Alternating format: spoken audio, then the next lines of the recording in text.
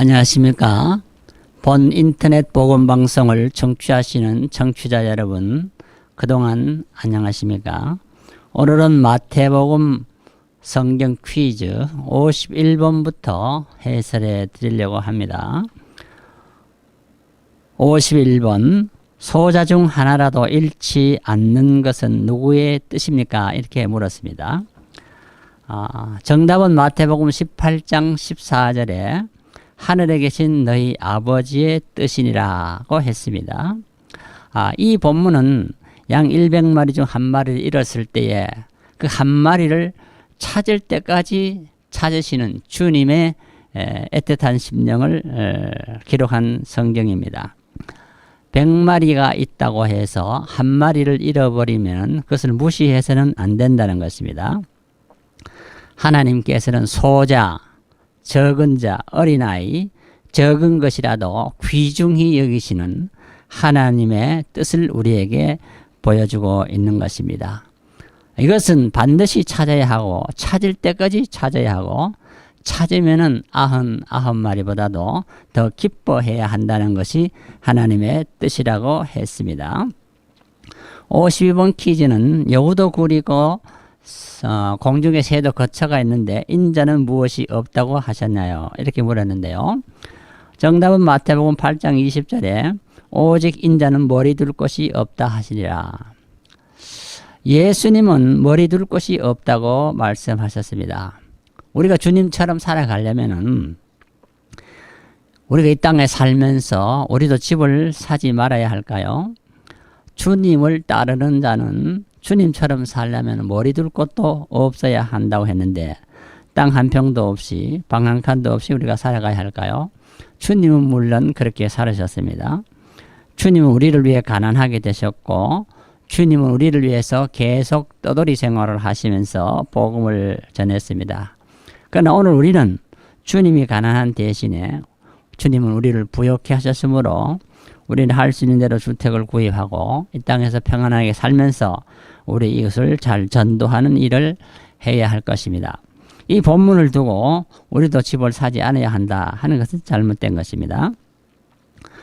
53번 퀴즈는 어떻게 이혼하고 재혼한 자가 간음자라고 했나요? 주님은 이 간음자에 대해서 설명을 하셨는데요. 정답은 마태복음 19장 9절에 있습니다. 누구든지 음행한 영고 외에 아내를 내어버리고 다른 데 장가 가는 자는 가난함이라 이렇게 했죠.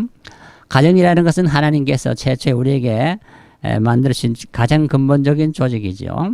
한 남자와 한 여자를 통하여 한 가정을 이루신 하나님의 뜻을 우리가 압니다. 그러므로 이것은 두 장의 종이를 풀을 칠해서 하나로 붙인 다음에 다시 둘로 나누려면은 둘 다 찢어지게 되지요.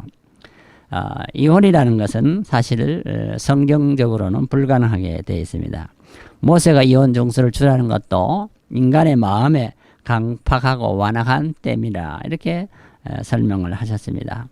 그러므로 우리는 믿음 안에서 신중히 결혼하고 이혼은 절대로 하지 말아야 할 것을 성경은 가르쳐주고 있습니다.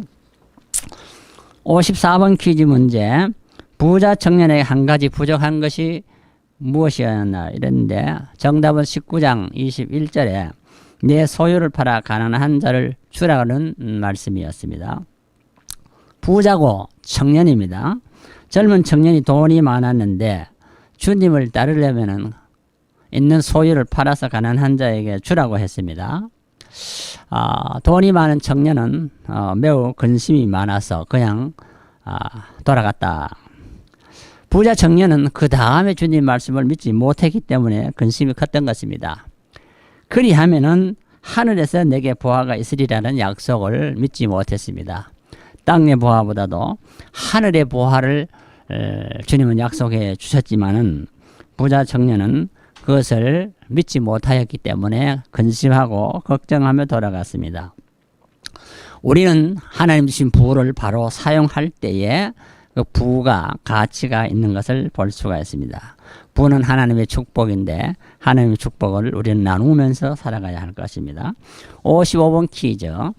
예수님은 두 소경을 어떻게 고치셨나요? 물었죠. 이 퀴즈는 20장 34절에 예수께서 민방위 여기서 저희 눈을 만지시니 곧 보게 되어 저희가 예수를 쫓으니라. 예수님은 만병의 의원으로서 정말로 모든 환자들을 치료해 주셨습니다. 이 예수님의 신유사역은 때로는 말씀으로만 신유사역을 하셨습니다. 때로는 오늘 본문처럼 눈을 직접 만지심으로 치유하셨습니다. 때로는 머리에 손을 얹고 안수하심으로 치유하셨습니다. 때로는 흙을 이겨 발라주심으로 치유사역을 하신 경우도 있습니다. 그러므로 안수기도 만능이 아니라 하나님의 이 방법, 신유사역의 방법은 다양한 것을 성경은 가르쳐주고 있습니다. 56번 퀴즈. 예루살렘 입성 시 나귀 새끼를 탈 것을 누가 예언하였나요?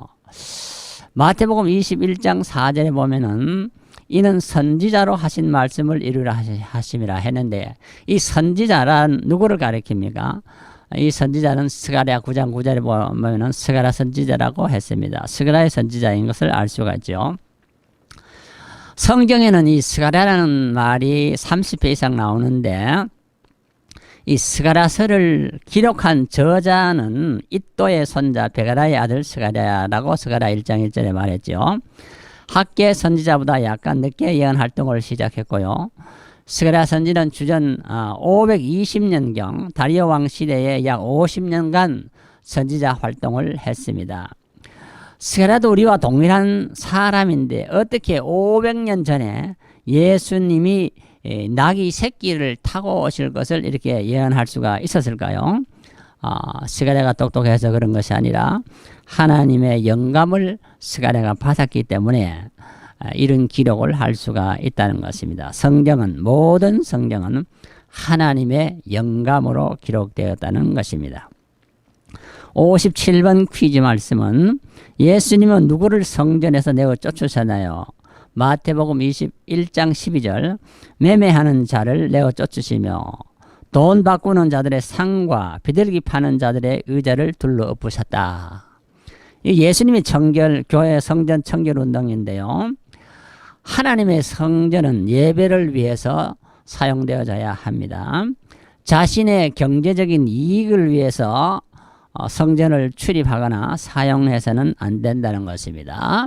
성전을 이용해서 물질적인 이권을 쟁취하려는 것은 순수한 예배 목적에서 이탈하는 것이므로 예수님은 이러한 자들을 교회에서 축출해야 한다고 가르쳐주고 있습니다. 58번 퀴즈는 예수님은 납세 문제를 어떻게 하라 하셨나요? 22장 21절인데요. 가이사의 것은 가이사에게, 하나님의 것은 하나님께 바치라고 했습니다. 유대인들이 당시에 로마의 지배를 받고 있었으므로 세금을 내는 것을 매우 싫어했습니다. 세금을 거두러 다니는 사람도 몹시 미워했습니다. 그런데 예수님의 정답은 무엇입니까? 가이사의 것은 가이사에게 내라는 것은 세금을 반드시 내라는 것이고, 하나님의 것은 하나님께 바치라는 것은 하나님께 드리는 헌금도 반드시 내라는 것을 말해주고 있습니다. 세금 냈다고 헌금 덜 내거나 적게 내서도 안 되는 것이고, 우리는 세상 법도 지키고 하나님의 법도 동시에 지키는 천국 시민이 될 것을 예수님이 가르쳐 주셨지요. 59번 퀴즈 문제는 누가 부활이 없다고 주장했나요? 부활의 진리는 기독교만이 가지고 있는 독특한 진리인 것을 성경은 가르쳐 줍니다. 다른 모든 종교를 보면은 부활의 증거가 없습니다. 그러나 이 부활의 참된 부활은 영혼 부활만을 주장하는 것은 잘못이고요. 육체도 죽지 않는 몸으로 부활한다는 것을 믿어야 합니다. 그래서 영육 간의 부활이 성경이 가르쳐주는 완전한 부활이고, 예수님은 이 완전 부활의 첫 열매가 되신 것을 볼 수가 있는데, 예수님 시대에도 사두개인들은 이 부활을 믿지 않았다고 했습니다. 죽으면은 끝이라는 것입니다. 부활을 믿지 않았기 때문에 예수님은 그 첫 열매로 증거를 보여주셨고, 예수를 믿는 자들은 그 다음 열매로 부활하게 될 것을 우리에게 가르쳐 주신 것입니다. 부활신앙을 갖는 사람은 죽음을 두려워하지 않게 되는 것이죠. 60번 퀴즈 문제는 예수님은 율법사의 질문에 무슨 계명이 큰 계명이라고 했나요? 22장 37절에서 40절에 보면은 예수께서 가라사대 내 마음을 다하고 목숨을 다하고 뜻을 다하여 주 너희 하나님을 사랑하라. 이것이 크고 첫째 되는 계명이요. 둘째는 그와 같으니 내 이웃을 내 몸과 같이 사랑하라 하셨으니 이 두 계명이 온 율법과 선지자의 강령이니라. 모든 율법과 모든 선지자들이 가르치는 예언의 중심 포인트는 무엇이냐 하면은 첫째는 하나님 사랑이요, 둘째는 이웃 사랑입니다. 그런데 우리가 말로는 하나님 사랑한다고 하지만은 본문에 있는 대로 마음을 다하고 목숨을 다하고 뜻을 다하여 사랑하라는 것이 중요합니다. 말로만 사랑하는 것이 아니죠. 생명 바쳐 순교적인 사랑을 말하고 있고, 이웃을 사랑할 때도 말로만 하는 것이 아니고 내 몸과 같이 자기 자신과 같이 사랑하라고 가르쳐 줬던 것을 볼 수가 있습니다. 그래서 사랑의 계명을 다 잘 지키면 이것은 율법의 완성자가 되는 것입니다. 율법과 계명은 지키기 어려운 것이 아니고 사랑하면은 되는 것입니다. 61번 퀴즈 문제는 말세의 불법이 성하면 무엇이 식어진다고 했나요? 했는데 24장 12절을 보면은 불법이 성함으로 많은 사람의 사랑이 식어지리라.